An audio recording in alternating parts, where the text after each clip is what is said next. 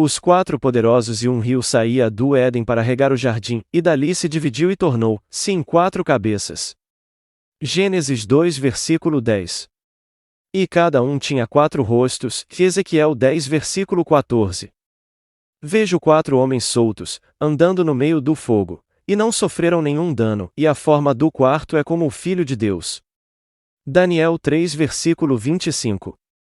Quatro poderosos estão em cada homem. William Blake. Os quatro poderosos constituem a individualidade do homem, ou Deus no homem. Existem quatro poderosos em cada homem, mas esses quatro poderosos não são quatro seres separados um do outro como os dedos de sua mão. Os quatro poderosos são quatro aspectos diferentes de sua mente e diferem uns dos outros em função e caráter sem serem quatro eus separados habitando o corpo de um homem.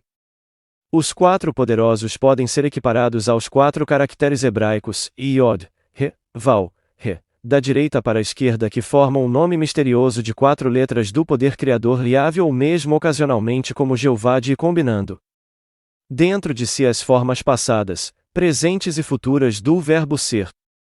O tetragramaton é reverenciado como o símbolo do poder criativo no homem, e eu sou. As quatro funções criativas no homem estendem-se para realizar em fenômenos materiais reais as qualidades latentes em si mesmas.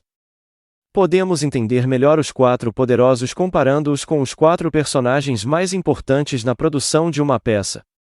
O mundo inteiro é um palco, e todos os homens e mulheres são apenas atores, eles têm suas saídas e suas entradas, e um homem em seu tempo desempenha muitos papéis, como você gosta ato 2º, cena 7ª.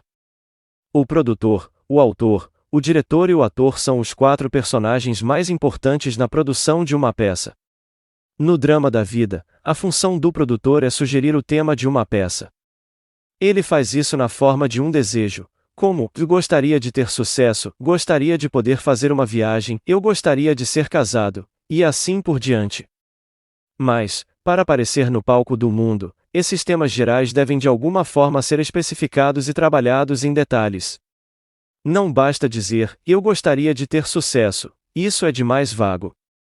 Bem-sucedido em quê? No entanto, o primeiro poderoso apenas sugere um tema. A dramatização do tema fica a cargo da originalidade do segundo Mighty One, do autor.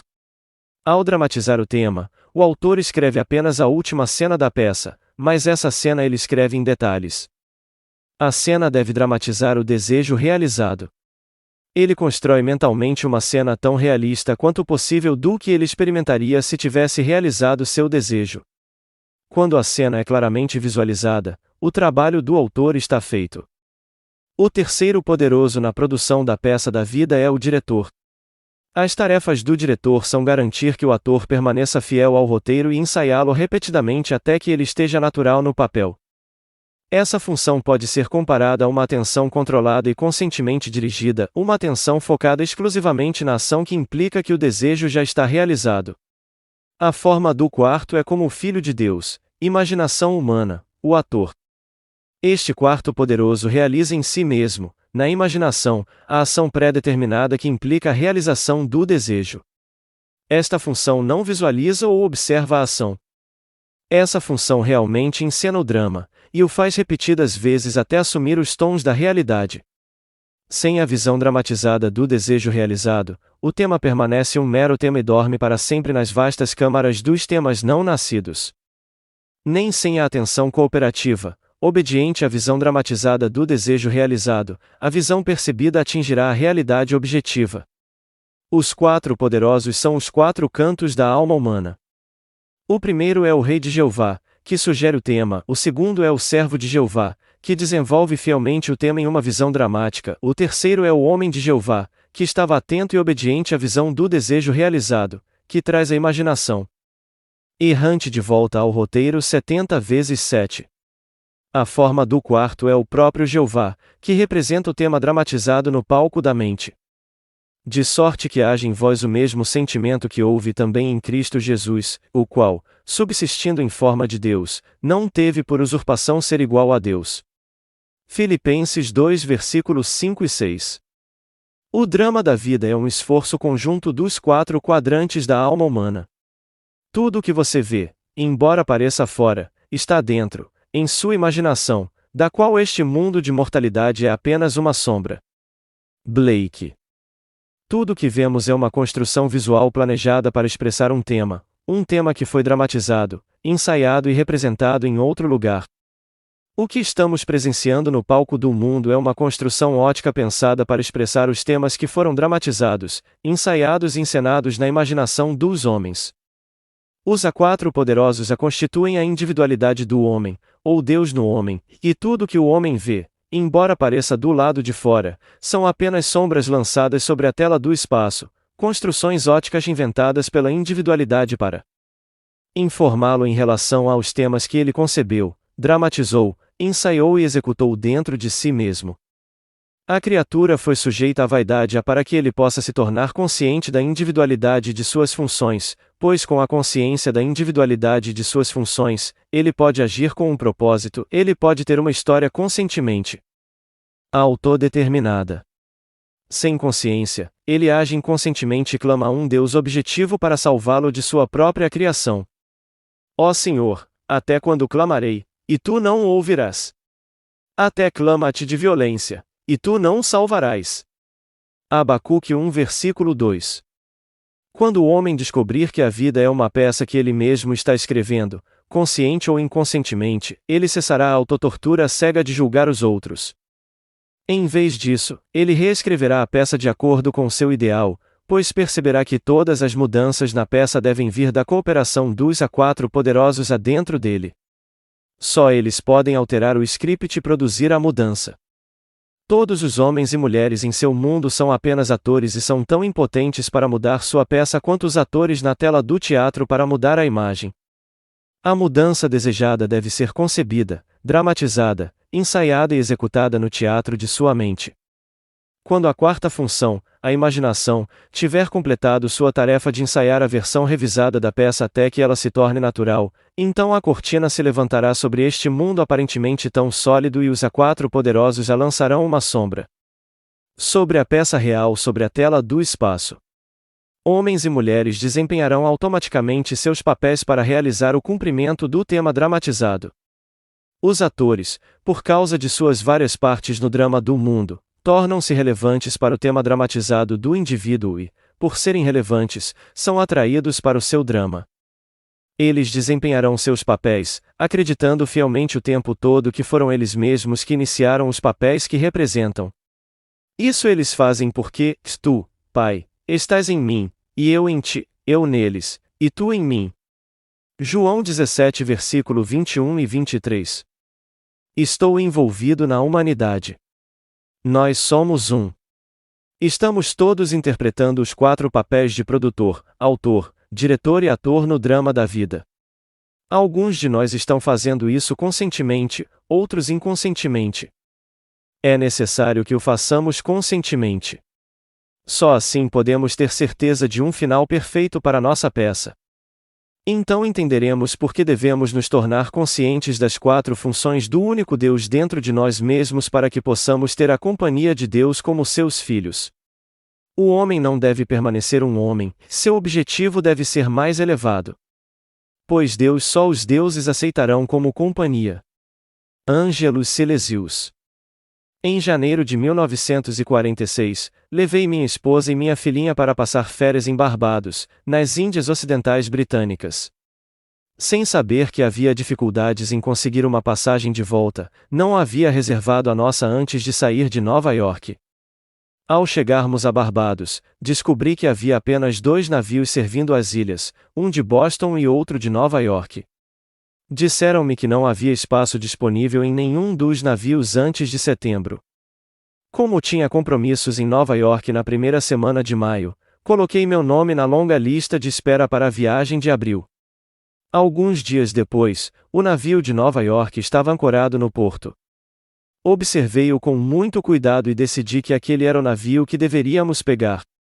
Voltei ao meu hotel e determinei uma ação interior que seria minha se estivéssemos realmente navegando naquele navio. Acomodei-me em uma poltrona em meu quarto, para me perder nessa ação imaginativa. Em Barbados, pegamos uma lancha ou barco a remo no Porto Profundo quando embarcamos em um grande navio a vapor. Eu sabia que devia ter a sensação de que estávamos navegando naquele navio. Escolhi a ação interior de sair do barco e escalar a prancha de embarque do navio. Na primeira vez que tentei, minha atenção se desviou depois que alcancei o topo da prancha. Eu me trouxe de volta para baixo e tentei de novo e de novo. Não me lembro quantas vezes fiz essa ação em minha imaginação até chegar ao convés e olhar para o porto com um sentimento de doce tristeza ao partir. Fiquei feliz por estar voltando para minha casa em Nova York, mas nostálgico em me despedir da linda ilha e de nossa família e amigos. Lembro-me que em uma das minhas muitas tentativas de subir a prancha com a sensação de que estava velejando, adormeci. Na manhã seguinte, recebi um telefonema da empresa de navios a vapor solicitando que eu fosse até o escritório deles e pegasse nossas passagens para a viagem de abril. Eu estava curioso para saber por que Barbados havia sido escolhido para receber o cancelamento e por que eu, no final da longa lista de espera, deveria fazer a reserva, mas tudo o que o agente pôde me dizer foi que um telegrama foi recebido naquela manhã de Nova York, oferecendo passagem para 3. Não fui o primeiro que o agente ligou, mas por motivos que ela não soube explicar, os que ela ligou disseram que agora achavam inconveniente navegar em abril. Embarcamos no dia 20 de abril e chegamos a Nova York na manhã de 1º de maio. Na produção da minha peça, A Navegação em um Barco que me levaria a Nova York no dia 1º de maio, interpretei os 4 personagens mais importantes do meu drama. Como produtor, decidi navegar em um navio específico em um determinado momento. Desempenhando o papel do autor, escrevi o roteiro, visualizei a ação interna que se conformava à ação externa que eu realizaria se meu desejo fosse realizado. Como diretor, eu ensaiei a mim mesmo, o ator, naquela ação imaginária de escalar a prancha até que a ação parecesse completamente natural. Feito isso, os eventos e as pessoas se moveram rapidamente para se conformar, no mundo exterior, à peça que eu havia construído e encenado em minha imaginação. Eu vi a visão mística fluir. E viver em homens e florestas e riachos. Até que eu não pudesse mais distinguir o fluxo da vida de meus próprios sonhos. George William Russell. Contei essa história para uma plateia minha em São Francisco, e uma senhora na plateia me contou como havia usado inconscientemente a mesma técnica quando era jovem. O fato ocorreu na véspera de Natal.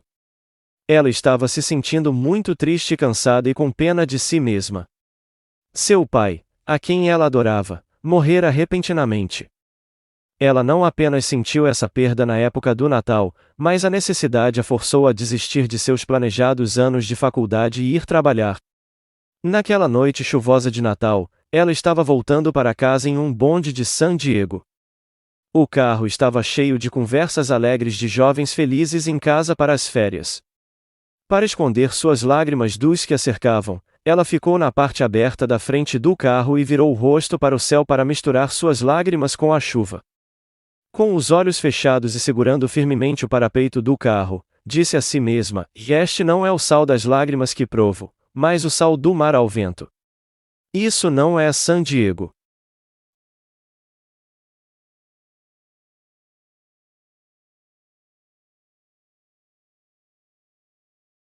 Vários anos antes, uma tia dela tinha ido para a Europa, com instruções para que esses títulos fossem entregues à sua sobrinha se ela não voltasse para os Estados Unidos. A advogada acabava de receber a notícia da morte da tia e agora cumpria as suas instruções. Um mês depois, essa garota partiu para as ilhas do Pacífico Sul. Era noite quando ela entrou na Baía de Samoa. Olhando para baixo, ela podia ver a espuma branca como um osso na boca da dama enquanto o navio atravessava as ondas e trazia o sal do mar ao vento. Um oficial de plantão disse a ela: "E aí está o Cruzeiro do Sul." E olhando para cima, ela viu o Cruzeiro do Sul como ela o havia imaginado. Nos anos seguintes, ela teve muitas oportunidades de usar sua imaginação de forma construtiva, mas como havia feito isso inconscientemente, não percebeu que havia uma lei por trás de tudo. Agora que ela entende, ela também está desempenhando conscientemente seus 4 papéis principais no drama diário. Então os soldados, depois de crucificarem Jesus, tomaram suas vestes e fizeram 4 partes, para cada soldado uma parte, e também seu casaco. Agora a túnica era sem costura, toda tecida por cima. João 19 versículo 23.